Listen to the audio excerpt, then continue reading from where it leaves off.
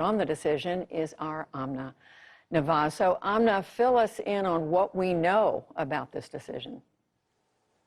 Judy, it's a huge announcement from the White House in America's longest war. As you mentioned, President Biden now plans to begin withdrawing U.S. troops from Afghanistan starting next month with an eye to having all U.S. troops out by September 11th. Now, we should point out the Biden administration essentially inherited an exit plan from the Trump administration. That was a deal they negotiated with the Taliban last year. The Taliban said, we will stop attacking U.S. troops, we will cut ties with al-Qaeda, and the U.S. said we'll be out by May 1st. Now, President Biden came in and said that deadline was going to be very hard to meet. There's anywhere from about 2,500 to 3,500 U.S. troops on the ground right now in Afghanistan. That number does fluctuate. That's why they've been working to develop their own plan. Now, we do expect, as you mentioned, more details tomorrow. But for now, this is a very big announcement. It's 20 years after the attacks that led the U.S. to launch that war in the first place. Trillions of dollars later, more than 2,000 U.S. troops dead, over 100,000 Afghan civilians dead.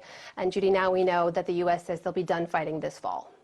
And Amna, we know when this war began, there was broad bipartisan support for the United States going in. Tell us more about what the reaction's been this afternoon. Yeah, Judy, you mentioned some of it. We've heard from Mitch McConnell already criticizing the plan, calling it a grave mistake. Others, like Chuck Schumer, have said they want to be briefed on it. They're going to wait and see and have some more details.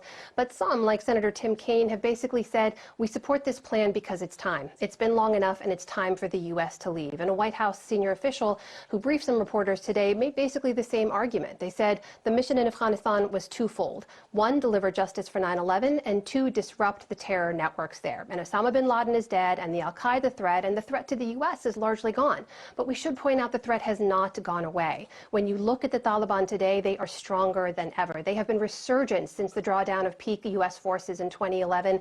And today, they control or contest more territory across Afghanistan than at any other time in recent history. And that is why the U.S. is negotiating with them about an exit plan and not with the Afghan president, Ashraf Ghani. Now, we should say that the Taliban have stopped attacking U.S. forces, but they're attacking more Afghan forces and Afghan civilians. So there has been an increase in violence. The concern is they're poised now to take over once again. So, Judy, when the U.S. troops leave, when the last of those U.S. troops leave Afghanistan by September 11th of this year, as President Biden says, they'll essentially be handing the keys right back over to the same forces they've been fighting for 20 years. Judy?